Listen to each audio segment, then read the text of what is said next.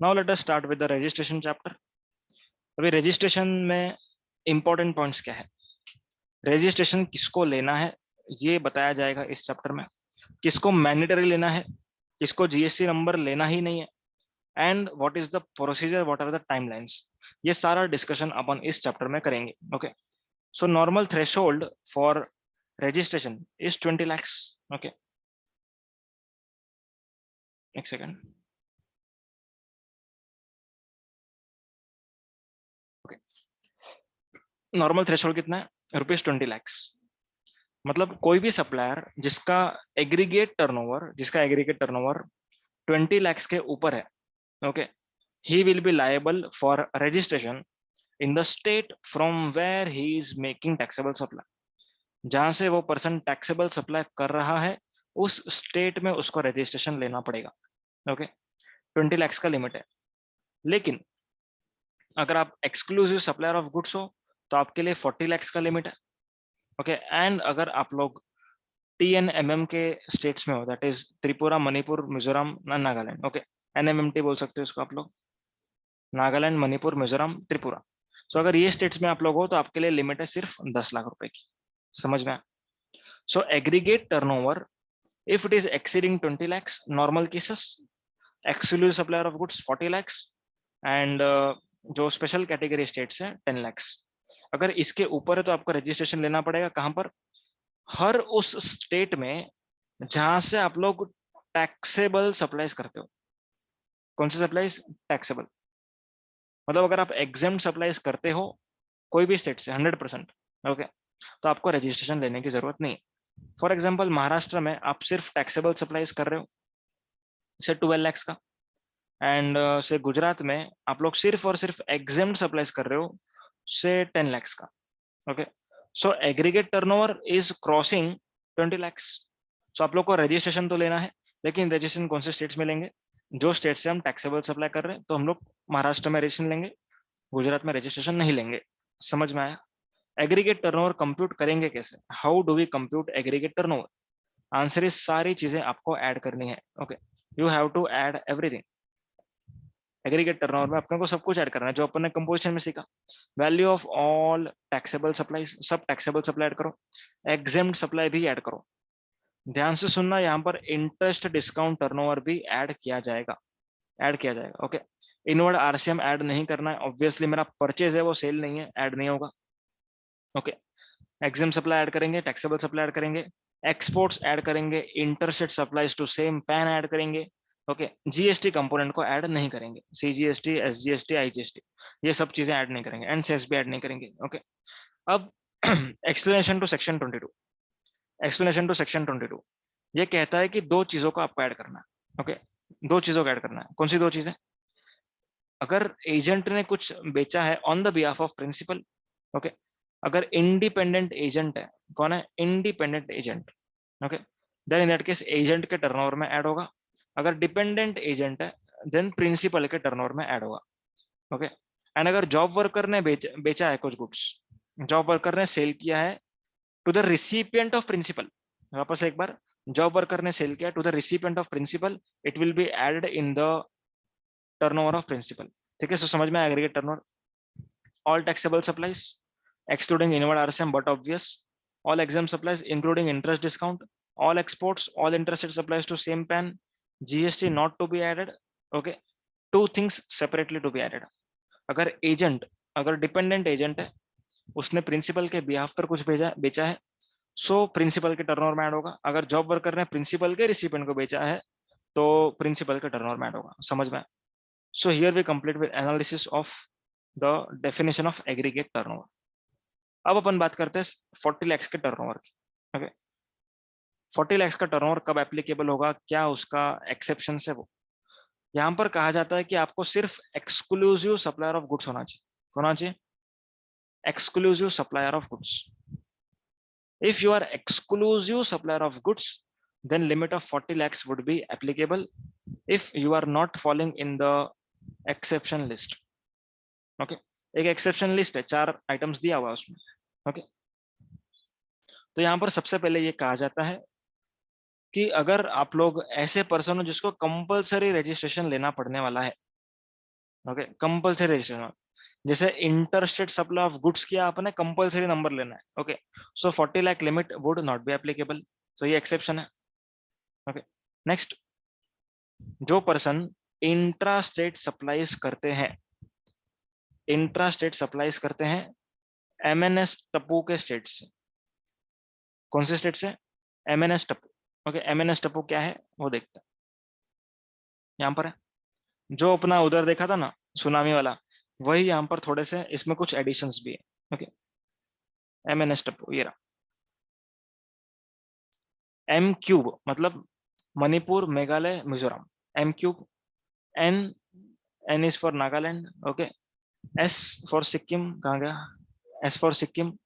T square मतलब Tappu, Telangana and Tripura and Arunachal Pradesh, Pondicherry and Uttarakhand.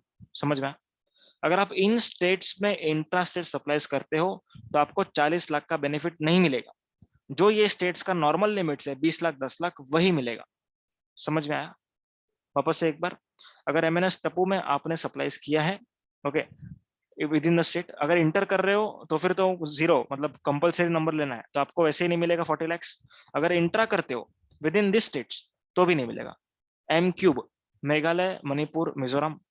N for Nagaland, S for Sikkim, Tappu का square that is Tripura and Telangana, A P U Arunachal Pradesh, Pondicherry and आपका उत्तराखंड। समझ में? देन ये वाले पर्सन जो टोबैको, आइसक्रीम, पान मसाला, यहाँ पर एरेटेड वाटर्स कवर्ड नहीं है। टोबैको, आइसक्रीम, पान मसाला अगर आप बेच रहे हो तो आपको 40 लाख का बेनिफिट नहीं मिलेगा। समझा? लास्ट सिंपल, जिसको वॉलंटरी नंबर लेना है ले लो, 40 लाख का बेनिफिट छोड़ दो। समझ में? सो इन लोगों को क्या करना है? 40 लाख का बेनिफिट नहीं लेना है, बाकी लोग ले सकते हैं। अब सवाल ये आता है कि अगर कोई पर्सन इंटरेस्ट डिस्काउंट का अर्निंग कर रहा है, जैसे मेरे पास एक एफडी है, उस पर इंटरेस्ट इनकम मैं अर्न कर रहा हूँ, बराबर है? तो सवाल ये है कि interest income is a service income, so whether I would be regarded as supplier of goods और not? Answer is yes, I would be regarded as supplier of goods only. This would be ignored, minus नहीं करेंगे, ignore करेंगे। Okay, मान के चलो मेरा turnover 39 lakhs है, it comprises of 35 lakhs of goods and 4 lakhs of interest income. Then also I would B, मतलब जो भी मेरा सर्विस है वो पार्ट को हम इग्नोर करेंगे, we will ignore this part. समझ में आया? मतलब here still I would be called as supplier of goods. Okay, समझ में आया ये? Okay, done.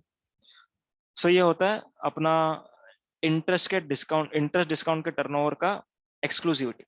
मतलब एक्सक्लूसिवनेस अपना अफेक्ट नहीं होगा ड्यू टू इंटरेस्ट अर्निंग। समझ में आया? Okay, done. सो अपना 40 लाख का बेनिफिट वाला टर्न हो गया पूरा। भाई फाइनल स्टेट वाइज थ्रेशोल्ड क्या है वो देखो। ओके, यहाँ पर एमएनएस टप्पू जो स्टेट से ना, उसमें से 4 स्टेट को मैंने अलग कर दिया। Okay, and MNS Tappu minus special category ये है। ओके, एमएनएस टप्पू इन दोनों का टोटल है, इसमें 4 स्पेशल कैटेगरी है। MNS Tappu minus 4 special category ये है, एंड अदर स्टेट्स। ओके, अगर इंट्रास्टेट कर रहे हो, ओके, इंट्रास्टेट कर रहे हो अगर, बराबर, so threshold applicable for exclusive supplier of goods, अगर आप सिर्फ और सिर्फ गुड्स बेच रहे हो intrastate. Okay, so M N S Tappu में मैंने बोला था 40 लाख नहीं मिलेगा, तो जो स्टेट्स का लिमिट है वो मिलेगा।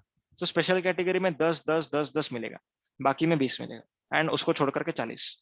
अगर सर्विसेज हैं साथ में तो यहाँ पर 20 मिलेगा, बाकी सब में 10 10 10, एंड यहाँ पर चेंज है, अदर स्टेट्स में 20 मिलेगा, 40 नहीं मिलेगा क्योंकि सर्विस भी।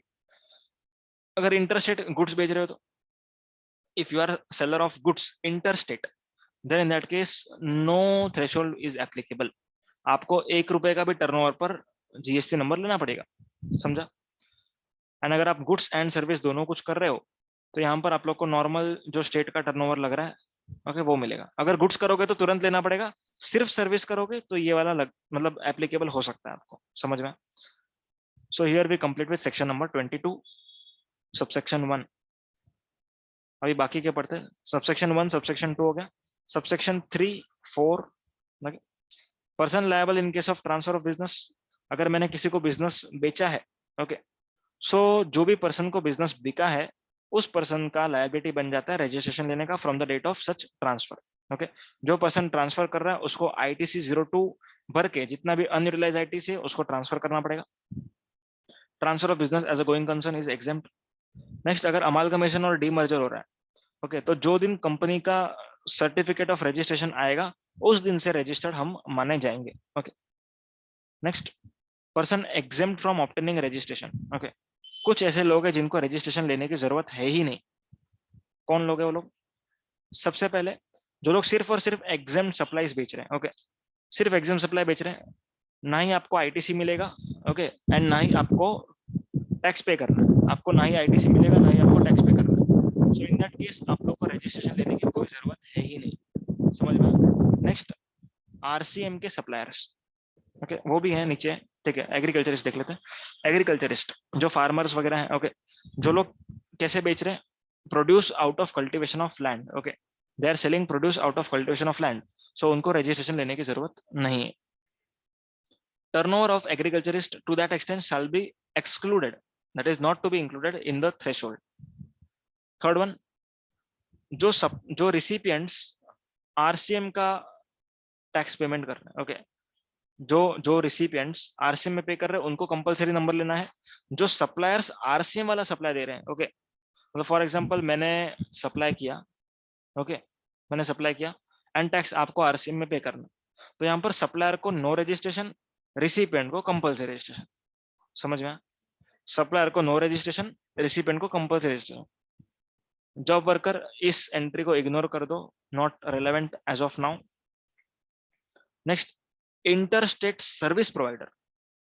जब GST लॉ आया था तब हर एक इंटरस्टेट सप्लायर को GST रजिस्ट्रेशन लेना पड़ता है, ओके, लेकिन बाद में लाया गया कि जो भी पर्सन इंटरस्टेट सर्विस देगा, इंटरस्टेट सर्विस देगा, ओके, उन लोग को 20 लाख का लिमिट मिलेगा या फिर 10 लाख का, जो भी होगा। ओके, सो इंटरस्टेट सर्विस प्रोवाइडर को क्या मिलेगा? लिमिट मिलेगा 20 लाख या फिर 10 लाख का।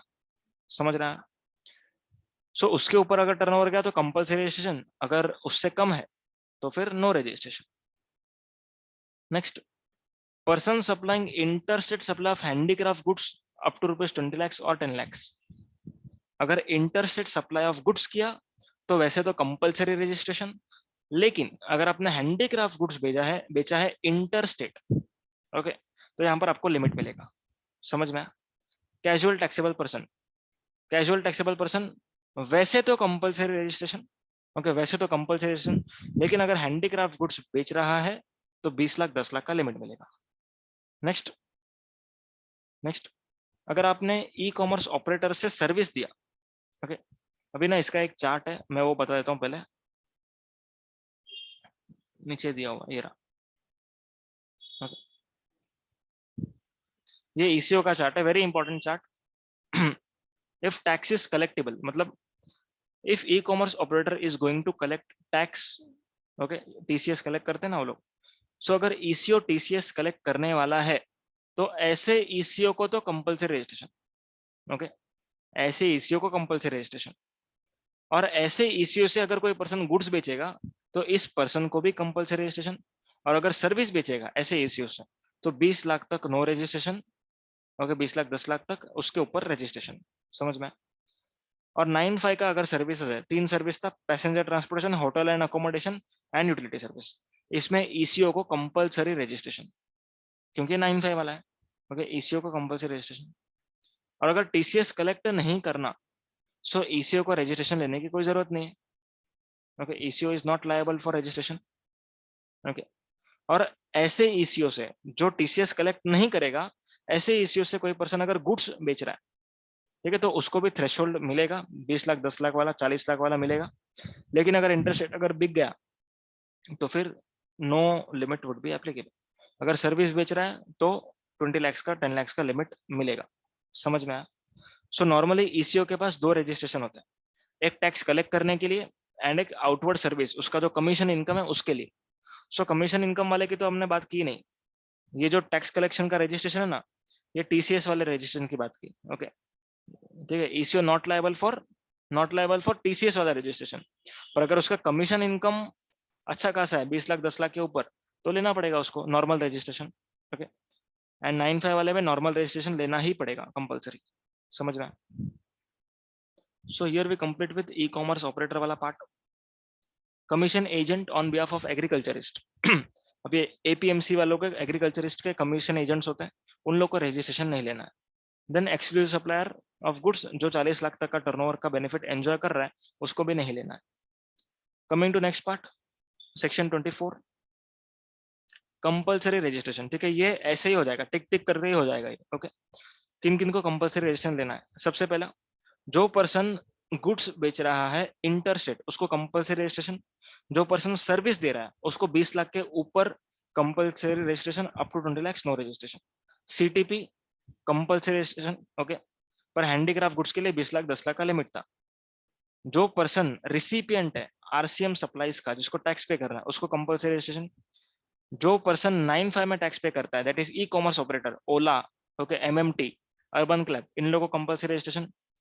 जो पर्सन ऐसे ईसीओ से गुड्स बेच रहा है जिसको टीसीएस कलेक्ट करना है, उसको कंपलसरी रजिस्ट्रेशन। जो पर्सन ऐसे ईसीओ से गुड्स सॉरी सर्विसेज दे रहा है जिसको टीसीएस कलेक्ट करना है, ओके, तो यहाँ पर 20 लाख का लिमिट मिलेगा। नेक्स्ट, जो भी ईसीओ जिसको टीसीएस कलेक्ट करना है, उस ईसीओ को कंपलसरी रजिस्ट्रेशन। ओके, एनआरटीपी को कंपलसरी। देन जो टीडीएस डिडक्टर है, ओके, टैक्स डिडक्टर्स, उनको कंपलसरी। जो एजेंट्स हैं, ओके, सीएनएफ एजेंट, उन लोगों को कंपलसरी। ओके, अगर वो लोग खुद के नाम पर इनवॉइस बना रहे हैं तो, नहीं तो नहीं। आईएसडी को compulsory registration. Then O I D R service provider को कंपलसरी रजिस्ट्रेशन, जो आउटसाइड इंडिया से सर्विस दे रहा है, okay, to N T O R, okay, that is other than registered person को अगर उसने सर्विस दिया तो, समझा। So here we complete with compulsory registration. अब अपन बात करेंगे प्रोसीजर फॉर रजिस्ट्रेशन। ओके, जब आप रजिस्ट्रेशन के लिए अप्लाई करते हो, ठीक है, उसके लिए सेक्शन 25 आपको देखना पड़ेगा। सेक्शन 25 एकदम सिंपल। कोई भी पर्सन जिसका लायबिलिटी आ चुका है रजिस्ट्रेशन लेने का, उस लायबिलिटी आने से 30 डेज के अंदर अंदर आप क्या करो, रजिस्ट्रेशन ले लो। सीटीपी एनआरटीपी को कमेंसमेंट ऑफ बिजनेस के 5 दिन पहले रजिस्ट्रेशन लेना है। SEZ and non SEZ units को अलग रजिस्ट्रेशन लेना है। ओके, एंड जो कोस्टल एरिया में काम करते हैं उनको नियरेस्ट बेस लाइन का जो भी स्टेट होगा उसमें रजिस्ट्रेशन लेना है। एक स्टेट में एक रजिस्ट्रेशन पॉसिबल है, लेकिन अगर आपको मल्टीपल प्लेस ऑफ बिजनेस के लिए अलग अलग नंबर लेना है, आप ले सकते हो। वॉलंटरी रजिस्ट्रेशन अगर आपने करवाया तो सारे के सारे प्रोविजंस जो ये एक्ट के हैं सब आपको एप्लीकेबल हो जाएंगे। एक स्टेट से ज्यादा में अगर आप रजिस्टर्ड हो या फिर एक स्टेट में बहुत सारे रजिस्ट्रेशन है, सो आप सबको क्या कहेंगे, डिस्टिंक्ट पर्सन कहेंगे। ओके, देन इनकम टैक्स का पैन लगेगा रजिस्ट्रेशन के लिए, लेकिन डिडक्टर के लिए क्या लगेगा, टैन लगेगा। आधार ऑथेंटिकेशन का अपन बाद में डिस्कशन करेंगे। ओके, एनआरटीपी को कंपलसरी रजिस्ट्रेशन है। ओके, एंड वो अदर डॉक्यूमेंट्स के बेसिस पर रजिस्ट्रेशन ले सकता है क्योंकि उसके पास पैन नहीं होगा। ओके, अगर कोई पर्सन रजिस्ट्रेशन नहीं ले रहा है तो officer can register him. Okay, then United Nation का कोई एम्बेसी वगैरह है, उन लोग को यूआईएन दिया जाएगा। क्या दिया जाएगा, UIN, unique identification number. Okay, उसके बेसिस पर वो लोग रिफंड क्लेम कर सकते हैं। अगर जिसको यूआईएन मिलता है उसको फिर भी हम अनरजिस्टर्ड ही कहते हैं। ठीक है, ध्यान से सुनना, अगर आपके पास यूआईएन है फिर भी आपको अनरजिस्टर्ड ही कहा जाएगा। ओके, नेक्स्ट, जीएसटी सर्टिफिकेट एक प्रिस्क्राइब रूल के तहत होगा in form GST RAG 6। Okay, deemed approval of UIN if not granted within specified period. ठीक है, grant of registration under one act, that is CGST में अगर registration मिला, deemed to be registered in SGST act. आया समझ में? Okay, चलो अभी अपन बात करते हैं आधार ऑथेंटिकेशन की।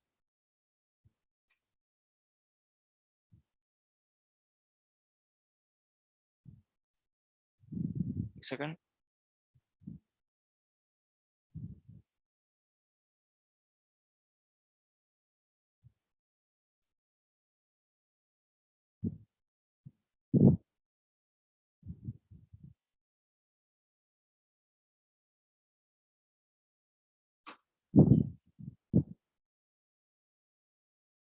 ओके, आधार ऑथेंटिकेशन।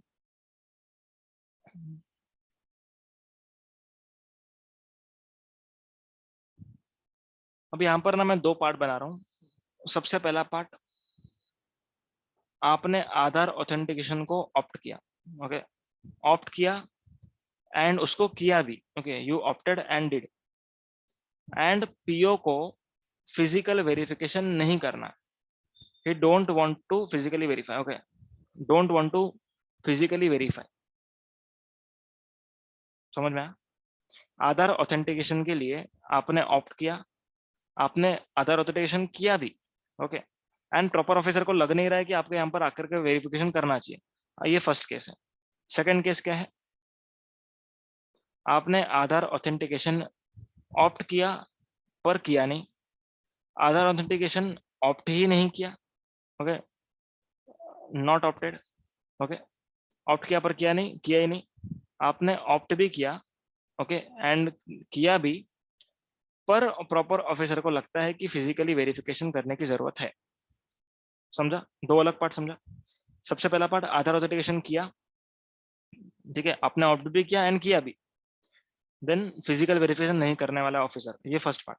सेकंड पार्ट, आधार ऑथेंटिकेशन आपने ऑप्ट किया पर किया नहीं, सेकंड ऑप्ट ही नहीं किया एंड ऑप्ट भी किया भी, लेकिन फिजिकल वेरिफिकेशन होने वाला, ये अलग केस है, ओके। सो अभी फर्स्ट केस की हम बात करते हैं, फर्स्ट केस की हम बात करते हैं।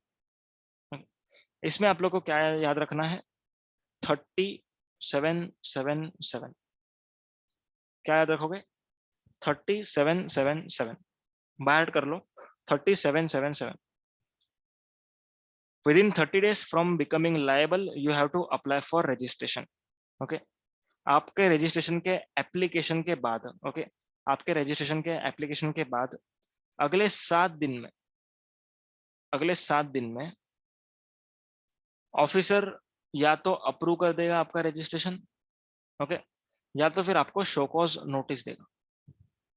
अप्रूव कर देगा, अगर सब कुछ ओके है तो approve, otherwise show cause notice, okay. अगर अप्रूव कर दिया उसने तो कोई आगे बात ही नहीं करना आपको। अगर शो कॉज नोटिस आपको आती है, okay, so with in receipt of show cause notice आपको अगले 7 दिन में रिप्लाई करना, ओके। आपके रिप्लाई के अगले 7 दिन में वो या तो अप्रूव करेगा if reply is proper, otherwise reject करेगा। समझ में आया? वापस से 30 डेज में आपको अप्लाई करना है, 30 डेज के, ठीक है, 30 डेज में अप्लाई किया, आपके एप्लीकेशन से 7 दिन के अंदर क्या होगा? या तो अप्रूव होगा या तो शो कॉज नोटिस आएगा कि आपका डॉक्यूमेंटेशन कुछ इनकम्प्लीट है, ओके। शो कॉज नोटिस आने के 7 दिन के अंदर आपको रिप्लाई करना है, आपके रिप्लाई के अगले 7 दिन में या तो अप्रूव होगा या तो रिजेक्ट होगा। समझ में आया? अभी यहाँ पर डीम्ड अप्रूवल, जब भी ऑफिसर अपना काम ठीक से नहीं करेगा, डीम्ड अप्रूवल, ऑफिसर को अप्रूव करना चाहिए था ना, या तो शो कॉज, अगर 7 दिन में कुछ नहीं किया तो डीम्ड अप्रूवल, डीम्ड अप्रूवल। समझा? आपने 7 दिन में रिप्लाई करना चाहिए था, अगर आपने किया तो वेल एंड गुड, अगर नहीं किया तो रिजेक्टेड, ओके। आपके रिप्लाई के अगले 7 दिन में ऑफिसर ने अप्रूव करना चाहिए था या तो रिजेक्ट करना चाहिए था, अगर ऑफिसर ने कुछ नहीं किया तो डीम्ड अप्रूवल। समझ में आया? Very easy, okay. 3777, अभी दूसरा सिनेरियो पकड़ते हैं वहां पर। अगर आधार ऑथेंटिकेशन आपने ऑप्ट किया ही नहीं, ओके, या फिर ऑप्ट कर फेल किया, मतलब लिंक से आधार ओटीपी से वेरीफाई नहीं किया, या फिर आपने ऑप्ट भी किया भी एंड फिजिकल वेरिफिकेशन होने वाला है, तो इन दैट केस गवर्नमेंट कहता है कि आपको 30 डेज के अंदर अंदर, ठीक है, सबमिशन से 30 डेज के अंदर अंदर आपको रजिस्ट्रेशन दिया जाएगा। समझ में? लेकिन लेकिन post physical verification, post physical verification, post physical verification, okay, physical verification is must, बिना फिजिकल वेरिफिकेशन के आपको नहीं मिलेगा इस केसेस में। समझ में आया? तो 30 डेज के अंदर अंदर आपको सब कुछ करना है, you have to do everything within 30 days. मतलब अगर आपको डॉक्यूमेंट्स कम लग रहे हैं तो शो कॉज दे दो, उसका रिप्लाई ले लो, जो करना है वो करो, पर 30 डेज के अंदर अंदर आपको नंबर मिलना चाहिए। That's it. समझा? फिजिकल वेरिफिकेशन करने के बाद, ओके, फिजिकल वेरिफिकेशन करने के बाद जो ऑफिसर होता है उसको रिपोर्ट अपलोड करना पड़ता है। क्या अपलोड करना है? रिपोर्ट। रिपोर्ट में क्या होगा? फोटोज वगैरह होंगे, ओके, एरिया के फोटोज वगैरह होंगे, तो यही सब उसमें लिखा हुआ है। और अगर 30 डेज के अंदर अंदर नहीं होता है तो इट इज डीम्ड अप्रूवल। समझ में आया? यहाँ पर एक छोटा सा पॉइंट है, जब आप लोग आधार ऑथेंटिकेशन करते हो तब आपका डेट ऑफ सबमिशन क्या माना जाता है वो देखो। जो दिन आपने आधार ऑथेंटिकेट किया वो, या फिर आपके पार्ट बी सबमिशन से 15 दिन लैप्स हुआ वो, विच एवर इज अर्लियर। मतलब अगर आपने आधार ऑथेंटिकेशन किया ही नहीं तो 15 दिन के एंड पर माना जाएगा कि आपका एप्लीकेशन सबमिट हो गया। सेकंड केस में फॉलो कर जाओ। अगर आपने आधार ऑथेंटिकेशन किया 15 दिन के अंदर अंदर, तो जो दिन आपने आधार ऑथेंटिकेशन किया that is the date of submission. वहां से फिर 777 काउंट करना है। आया समझ में? बस दैट्स इट।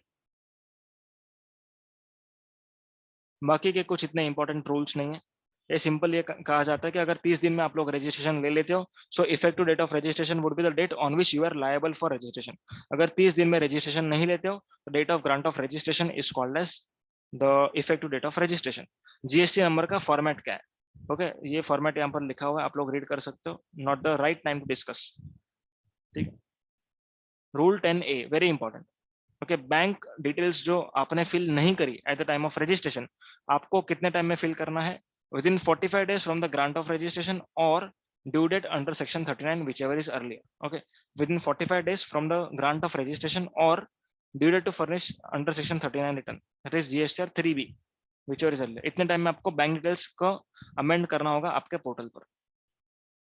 रूल 12, जो टैक्स डिडक्टर्स होते हैं, टैक्स कलेक्टर्स होते हैं, जिनका प्लेस ऑफ बिजनेस एक जगह पर है लेकिन रजिस्ट्रेशन ऐसे स्टेट में चाहिए जहां पर प्लेस ऑफ बिजनेस नहीं है।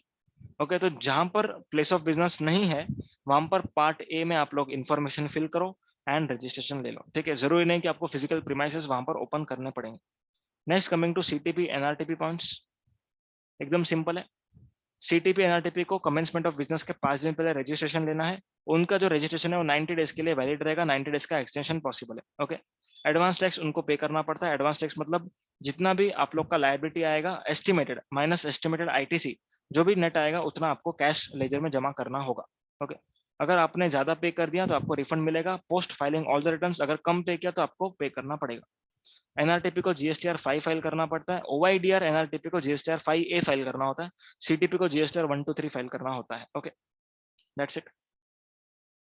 अब हम बात करते हैं अमेंडमेंट की। ओके अमेंडमेंट में इंपॉर्टेंट चीज दो फील्ड्स होते हैं। ओके अमेंडमेंट हो सकता है कोर फील्ड या फिर नॉन कोर फील्ड।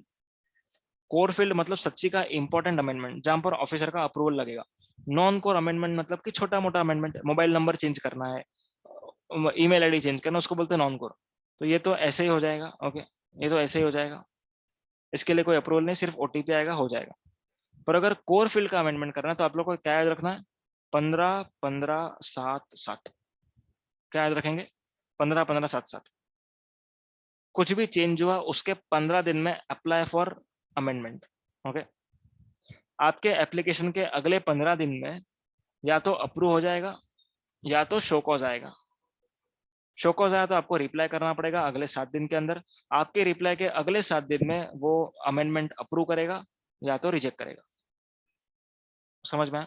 15-15-7-7 ये अमेंडमेंट का है। 15-15-7-7 15 दिन में अप्लाई करो, 15 दिन में ऑफिसर क्या करेगा? या तो अप्रूव करेगा या तो शो कॉज देगा। शो कॉज दिया तो अगले 7 दिन में रिप्लाई करो। उसके रिप्लाई के बाद ओके रिप्लाई के बाद वो आपको अगले 7 दिन में अप्रूव कर देगा या तो फिर रिजेक्ट कर देगा। समझ में? नॉन कोर में तो कुछ जरूरत ही नहीं, बस हो गया ये अमेंडमेंट खत्म। समझा? चलो आगे बढ़ते हैं। अब बात करते हैं कैंसिलेशन की। ओके अब कैंसिलेशन का यहाँ पर चार्ट दिया हुआ है। अभी कैंसिलेशन दो तरफा हो सकता है। या तो ऑफिसर चाहता है कि आप लोग जीएसटी में रजिस्टर्ड ना रहो। ओके या तो आप चाहते हो कि मैं खुद को डी रजिस्टर कर लूँ। ठीक है तो यहाँ पर पार्ट ए मैंने बनाया cancellation by proper officer. Officer चाहता है कि आपका नंबर कैंसिल हो। अगर एक बात आप लोग सोचो कि ऑफिसर क्यों चाहेगा कि आपका नंबर कैंसिल हो, व्हाई ही विल आस्क, ताकि उसको सेक्शन नंबर 63 में असेसमेंट ऑफ अनरजिस्टर्ड पर्सन करने का मौका मिले, इसीलिए वो आपको यहाँ से निकालेगा। समझ में आया? नहीं तो गवर्नमेंट का ही नुकसान है ना, जीएसटी नंबर हटा देगा तो गवर्नमेंट का नुकसान है। तो गवर्नमेंट क्यों अपना नुकसान कर रहा है? नुकसान नहीं कर रहा है, उसका फायदा कर रहा है। सेक्शन 63 में जाकर के वो अनरजिस्टर्ड पर्सन का असेसमेंट करेगा जहां पर उसको 5 साल मिलेंगे असेसमेंट कैरी आउट करने के लिए। ओके चलो टॉपिक से बाहर नहीं जाना। Cancellation of registration by proper officer. Okay ऐसे ही नंबर कैंसिल नहीं करना, आपको पहले शो कॉज नोटिस देना है। उस शो कॉज नोटिस का कोई भी पर्सन रिप्लाई फाइल करेगा। ओके अगर रिप्लाई सेटिस्फैक्टरी है तो प्रोसीडिंग ड्रॉप, अगर रिप्लाई सेटिस्फैक्ट्री नहीं है पर रिटर्न्स की वजह से कैंसिलेशन था एंड सारे के सारे रिटर्न्स फाइल कर दिए, ओके, तो यहाँ पर क्या हो जाएगा, प्रोसीडिंग ड्रॉप हो जाएगा। और अगर रिप्लाई अनसेटिस्फैक्ट्री है तो अगले 30 दिन में आपका नंबर कैंसिल। समझ में आया? अगर रजिस्टर्ड पर्सन कैंसिल करना चाहता है, okay, if registered person is wishing to cancel, तो उसको क्या करना पड़ेगा, 30 डेज के अंदर अंदर एप्लीकेशन करो। 30 डेज कहाँ से, from the event warranting cancellation, okay. Cancellation के एप्लीकेशन के साथ साथ आप लोग को स्टॉक का डिटेल्स, आईटीसी रिवर्सल का डिटेल्स, कैपिटल गुड्स का रिवर्सल का डिटेल्स, ये सब सबमिट करना है, ओके। अगर आपका एप्लीकेशन से ऑफिसर सेटिस्फाई हो जाता है तो आपका नंबर वो कैंसिल कर देगा विद इन 30 डेज। और अगर वो सेटिस्फाइड नहीं होता तो वो शो कॉज देगा, उसका रिप्लाई आपको 7 दिन में करना है।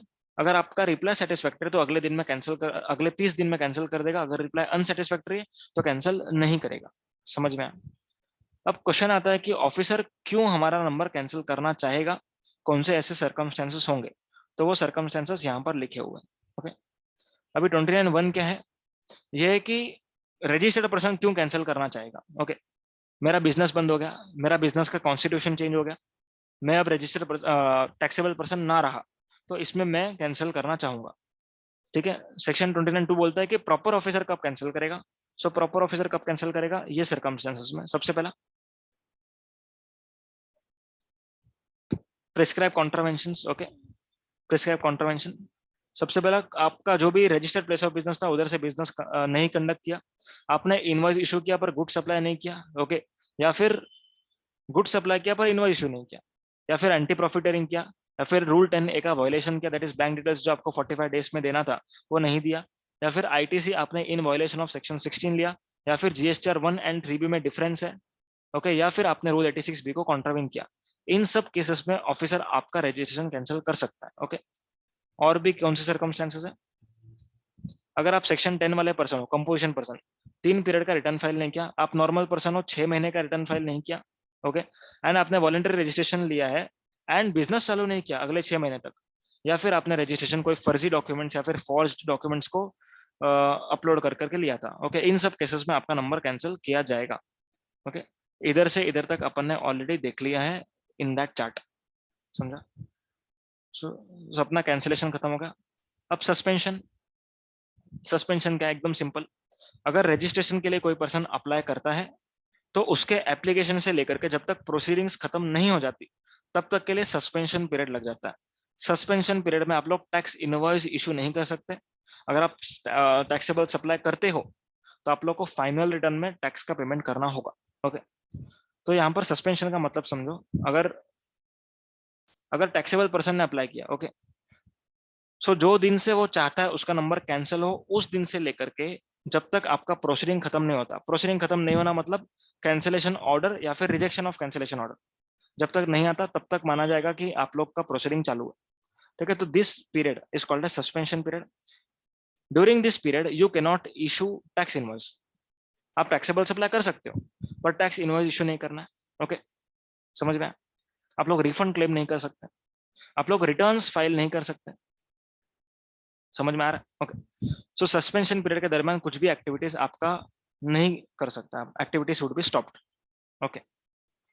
अगर कैंसिलेशन के एप्लीकेशन में आपका नंबर कैंसिल हो जाता है एग्जांपल, तो आपको फाइनल रिटर्न फाइल करना होगा, बराबर है।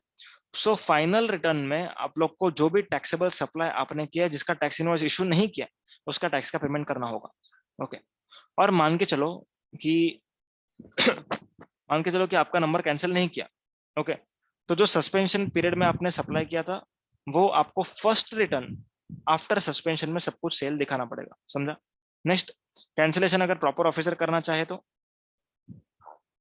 प्रॉपर ऑफिसर ने जो दिन से सोचा है आपका नंबर कैंसिल होना चाहिए उधर से लेके जब तक प्रोसीडिंग चालू खत्म नहीं हो जाता तब तक के लिए सस्पेंशन पीरियड रहेगा।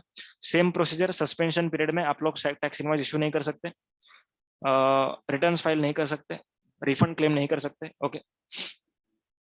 नेक्स्ट, डिस्क्रिपेंसी इन रिटर्न में लीड टू सस्पेंशन। अगर आपके 2A में बहुत सारा परचेस दिख रहा है पर आप लोगों ने सेल नहीं किया और स्टॉक में भी नहीं है, okay, then in that case आपका नंबर कैंसिल हो सकता है। कोई भी एनालिसिस वो लोग कर सकते हैं, ओके। तो नंबर कैंसिल करने के पहले उनको एक शो कॉज देना पड़ेगा जिसका रिप्लाई हमको 30 डेज के अंदर करना पड़ेगा, समझ में? यहाँ पर ये लिखा है कि आपको टैक्स इनवॉइस इशू नहीं करना है एंड रिटर्न फाइल नहीं करना है, रिफंड आपको नहीं मिलेगा during the period of suspension, and suspension period जब खत्म हो जाएगा, ओके, तो it would be deemed to be revoked. ठीक है, रिवोक मतलब सस्पेंशन पीरियड खत्म होना, टेकिंग बैक। तो सस्पेंशन पीरियड कब से खत्म होगा? जब से वो लगा था। ऐसा नहीं कि आज खत्म हुआ तो आज से सस्पेंशन पीरियड खत्म, नहीं। Suspension period would be over from retrospective effect, जब से वो आया था तब से खत्म होगा। Okay, next is revise tax invoice. जो भी पीरियड में आपने सस्पेंशन पीरियड में आपने सेल किया था, ओके, उस सेल के लिए आपको रिवाइज टैक्स इनवॉइस इशू करना है आफ्टर सस्पेंशन पीरियड। समझा? नहीं, ये सारे पॉइंट्स अपन ने ऑलरेडी डिस्कस किए हुए हैं। अगर टैक्स पेयर को रिप्लाई करना पड़ेगा, ठीक है, जो भी अगर डिफरेंस आएगा 2A 2B में, 3B में, GSTR 1 और 2A का एनालिसिस में, सो इसमें 30 डेज का आपको टाइम लिमिट दिया जाएगा फॉर रिप्लाइंग। अगर रिप्लाई प्रॉपर लग रहा है तो फिर वो प्रोसीडिंग ड्रॉप कर देगा।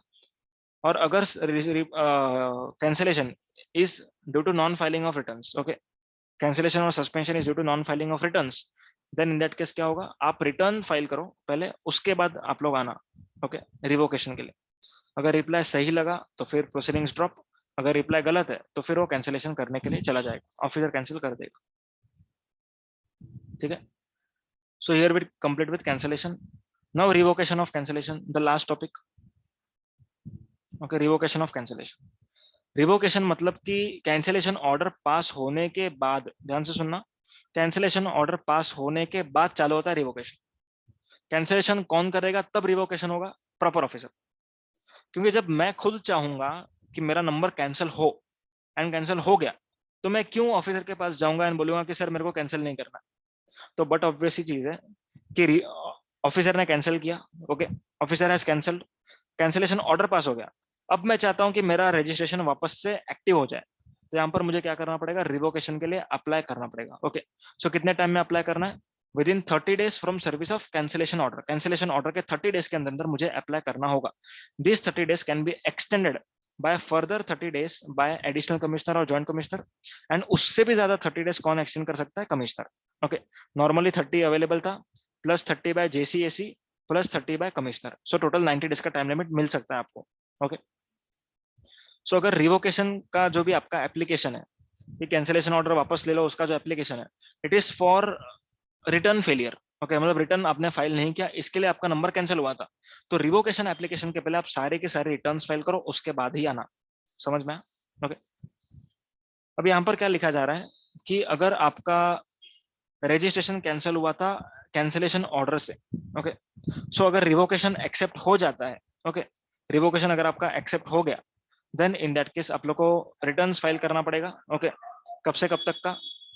Returns from the date of cancellation order till the date of revocation. ठीक है, जो दिन आपका ऑफिसर ने नंबर कैंसिल किया था उधर से लेकर के जब भी कैंसिलेशन ऑर्डर बैक लिया, उस पीरियड का जो भी रिटर्न्स होगा वो आप लोग को अगले 30 दिन में फाइल करना पड़ेगा। समझा?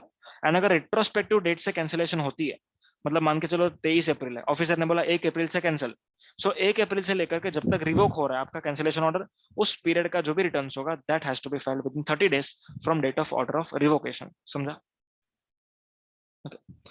अगर रिवोकेशन का एप्लीकेशन आपका सेटिस्फाइड है तो अगले 30 दिन में रिवोकेशन हो जाएगा। अगर एप्लीकेशन सेटिस्फाइड नहीं है तो शो कॉज नोटिस देगा, जिसका रिप्लाई अपने को अगले 7 दिन में करना है। अगर अपना रिप्लाई सेटिस्फैक्ट्री लगता है, ओके, रिप्लाई अगर सेटिस्फैक्ट्री है तो अगले 30 दिन में रिवोकेशन एक्सेप्ट हो जाएगा। अगर रिप्लाई अनसेटिस्फैक्ट्री या फिर हमने रिप्लाई ही नहीं किया तो अगले 30 दिन में, मतलब जो भी रिजेक्ट करना है उसको, रिवोकेशन का एप्लीकेशन, उसको रिजेक्ट कर सकता है। Okay, that's it with this chapter. IBC वाला provision is not important. I am not going to take up. That's it with registration.